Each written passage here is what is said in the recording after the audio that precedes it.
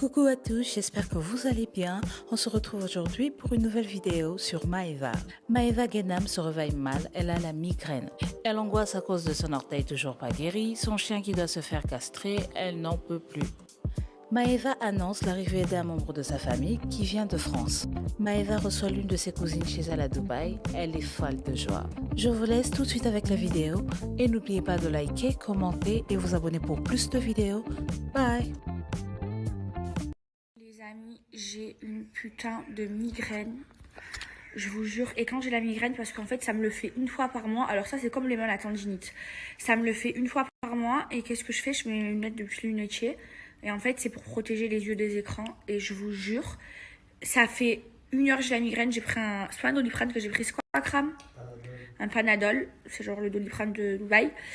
J'ai mis ça à 5 minutes et là, ça commence à passer. Je suis trop contente, ça fait tellement du bien.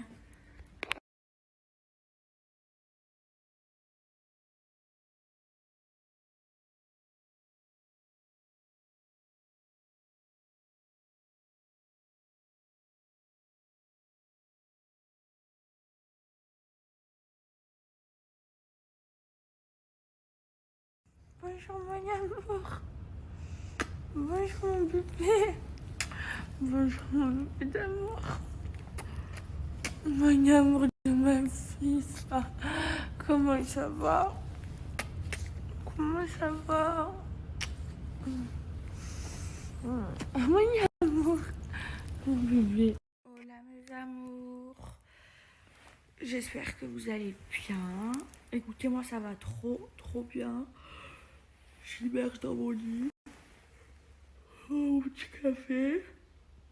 Je suis indisposée. Pour ça, je suis pas ramadan.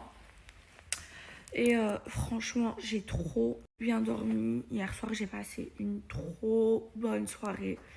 Franchement, j'ai trop kiffé. Je suis trop bien dans ma vie. Oh, ça fait trop du bien.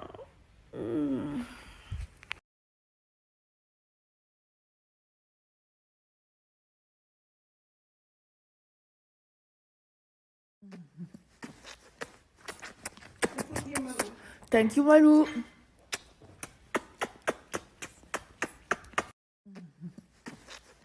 Douche? On va faire douche, mon amour. Je t'aime, je t'aime, je t'aime, je t'aime, je t'aime, je t'aime, je t'aime trop. Je suis folle, amoureuse. Dis-toi.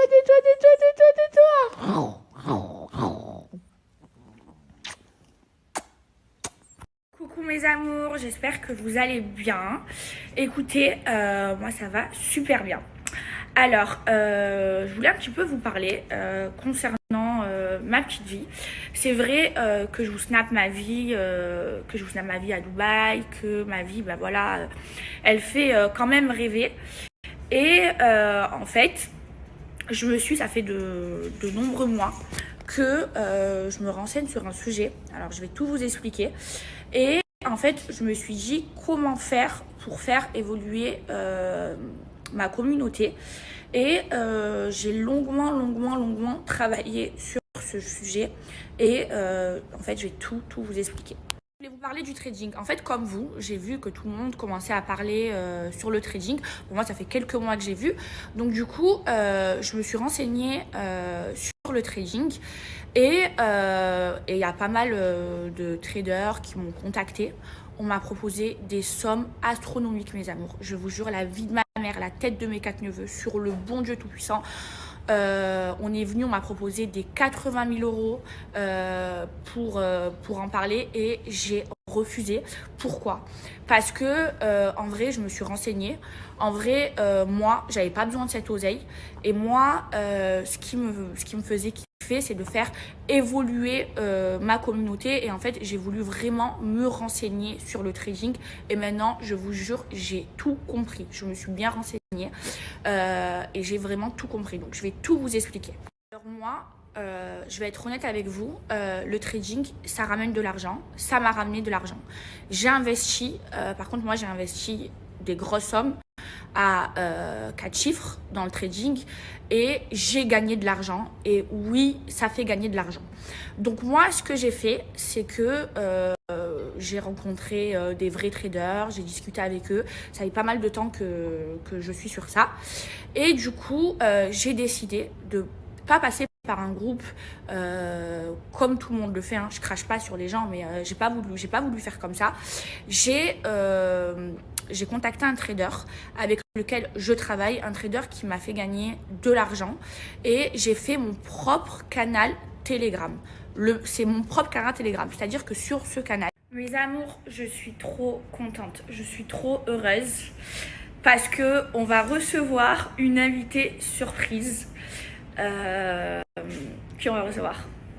Ouais.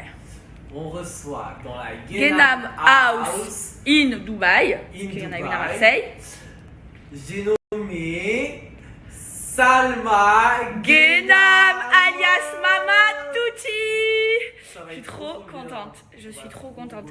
Et vous savez quoi? Vous savez ce qui me rend le plus heureuse? C'est que moi, je vais pas mentir, je vais pas le cacher, je suis pas, comment expliquer? À la base, j'ai grandi dans une famille normale, hein. Nous, on n'avait pas d'oseille, hein, quand j'étais jeune. Et là, vous savez, c'est quoi mon grand kiff? C'est que j'ai 23 ans et que je peux faire voyager ma famille, et ça me fait trop plaisir. Par exemple, ma mère, elle a déjà voyagé, ma mère, par exemple, Mama Touchi. Mais voilà, par exemple, la Matouchi, elle n'a pas trop voyagé dans sa vie. Le seul voyage qu'elle a fait, c'était quand elle était jeune, d'aller au Bled, d'aller en Algérie. Et là, de la faire venir à Dubaï, ça va être une première pour elle.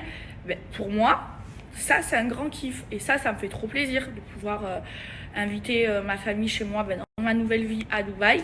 Pour moi, je vous jure, vous savez pas comment dans mon cœur, ça me fait trop plaisir et ça me fait trop du bien. Voilà, moi, ma famille, à part aller au Bled, bon, ma mère, elle a voyagé, elle a été aux Caraïbes et tout, mais ma famille, à part aller au Bled, ils ont pas voyagé dans leur vie, quoi. Et ça me fait trop plaisir de les faire kiffer comme ça. En plus, ma petite, vous savez que c'est ma petite sœur. Donc là, ça me fait trop plaisir qu'elle vienne ici à Dubaï. Donc elle va rester en plus longtemps. Je vais la garder longtemps. Elle, je lui ai pris que son billet aller, hein. Elle, je vais finir par lui faire un visa, parce qu'elle va pas rentrer d'aussitôt, hein. Là, on finit Ramadan. Elle aura sa propre chambre et sa petite vie. Vous savez comment je l'aime. C'est vraiment ma petite sœur. Moi, vous savez, quand j'étais jeune, jusqu'à l'âge de 16 ans, c'est pour ça que je suis si proche de... C'est ma petite cousine, Mama Touchi. Ma mère et sa mère, c'est des sœurs. Mais, j'ai vraiment, vraiment grandi avec elle. On vivait ensemble. En gros, Mama Touchi, elle habitait au rez-de-chaussée. Et moi, j'habitais au 3e étage. Ça veut dire elle était tout le temps chez moi, elle dormait tout le temps chez moi, moi je dormais tout le temps chez elle. Et on n'a pas presque le même âge parce que moi je la vois tout le temps comme une petite gamine, hein, Mama Touchi. Bon, elle a quand même 19 ans. Moi j'en ai 23, donc on a 5 ans d'écart. Mais c'était ma copine, quoi. C'était ma gossure. On jouait à la maîtresse. Mama Touchi, je la prenais quand j'étais petite. Et je me souviens, dans ma chambre, ma mère, elle m'avait mis tout un mur. C'était une peinture créée. Et du coup, elle m'avait fait un bureau et tout. J'aimais trop jouer à la maîtresse. Moi, je me prenais trop pour une maîtresse.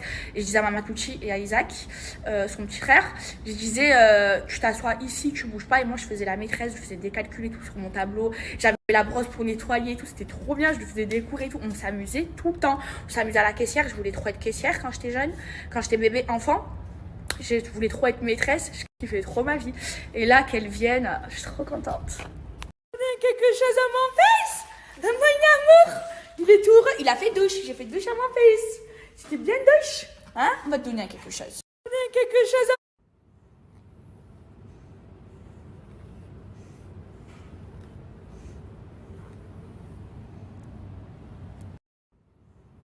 Bon, mes amours, il faut trop que je vous raconte quelque chose.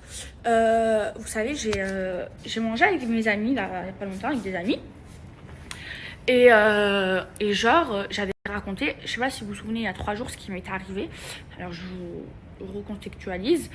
En gros, Hermès, il devait se faire opérer. Donc, se faire castrer. Et j'avais fait des snaps, j'avais demandé si c'est bien parce que je culpabilisais à la veille. Hein.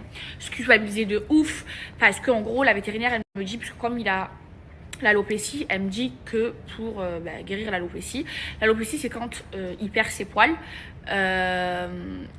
Et en gros, donc je suis en train de le soigner, hein, j'ai pris la meilleure des vétérinaires de Dubaï, spécialisée dans les Poméraliens. Et en gros, ses poils, ça va mettre du temps à repousser, mais c'est soignable, mais il faut le castrer, donc c'est pour son bien lui. Par contre, voilà, c'est une maladie, oui, mais il n'a pas mal, il va pas mourir ou quoi, hein, c'est juste une perte de poils. La maladie de ces chiens-là, mais ça fait pas mal, hein, il va pas mourir, rien du tout. Donc moi, ça m'a fait culpabiliser parce que je me dis, je vais quand même le castrer, du coup, il va plus pouvoir faire d'enfants. Du coup, je suis en train de voir, parce que en gros, on m'a dit, fais congeler son sperme. Donc là, je suis en train de voir si je peux faire congeler son sperme parce que je veux quand même être grand-mère, quoi.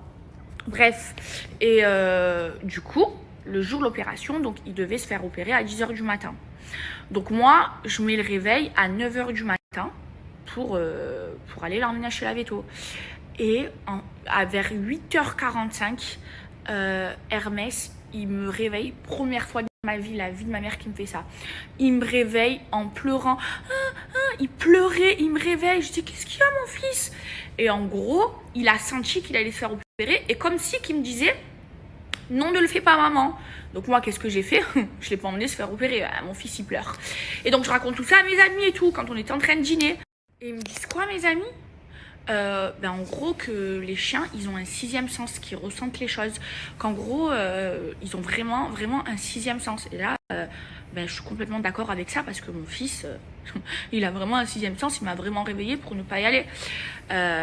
Et donc du coup là je suis en train de voir pour lui congeler son sperme parce que pour qu'il aille mieux on n'a pas le choix que de le castrer. Et même après la procédure, ses poils ils recommenceront à pousser parce qu'après on va commencer un autre traitement. Là je lui mets des crèmes que j'ai fait venir de Londres, pas avant 6 mois et ça va prendre du temps mais ça va fonctionner. Donc voilà.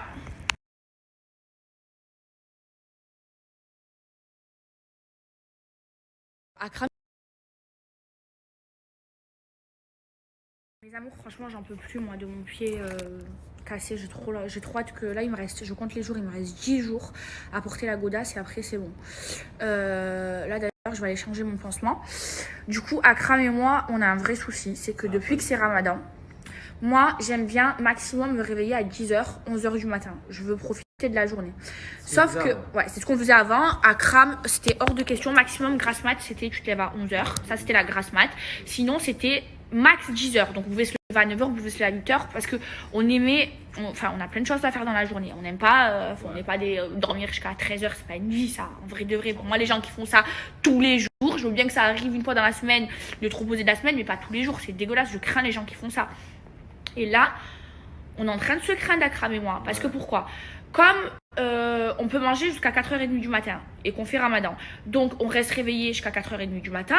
Sauf qu'après, à 4h, on loupe le train. On loupe le train, on est plus fatigué parce qu'il y a tout le temps des gens à la maison et tout. On se retrouve à se coucher à des 6h. À s'endormir. Moi, avant-hier, je me suis endormie à 9h du matin. Mais après, quand tu dors à 9h du matin, tu te réveilles à 14-15h. Mais ça, c'est pas une vie. J'ai honte de vous le dire. Mais la vie de ma mère, j'ai honte. C'est pas la vie de se lever à 14h. Aujourd'hui, ça va à 14h. Mais hier, 15h. 15h, c'est normal. J'ai dormi à 9h du matin. Hier, j'ai pété un câble. Hier, avant de dormir, j'étais là, putain, j'en ai marre, c'est toujours pareil. On se couche à 8h du matin. On s'en est voulu parce que c'est trop laid, c'est trop dégueulasse. Donc, putain, et là, je langue que ça dégonfle. Donc, du coup, là, on se reprend en main. Voilà, on va se coucher plus tôt. Ouais, mais c'est trop laid, même Ramadan ou pas Ramadan, tu peux pas, on profite pas de la journée. On fait pas le Ramadan chinois ou Ramadan, tant qu'à faire, on s'endort à 10h du matin et on se réveille, on mange, tu vois. Non, Ramadan américain, frère. Non. Donc là, on va se reprendre en main, on va se relever tôt. C'est super important. En plus, moi, je suis une vraie dormeuse. J'ai besoin de mes 10 heures de sommeil. Mais j'aime bien dormir je dors à minuit, 1h du matin. Je me réveille à 9h du matin. Mais pas là. Là, c'est dégueulasse. C'est dégueulasse. J'aime bien, je dors à minuit. Oh là là, merci Nadé. Tu te régales ou pas? Oh là là. Oh, mon téléphone, je sais. Merci. Oh là là, merci. Alors, mes amours, je voulais en...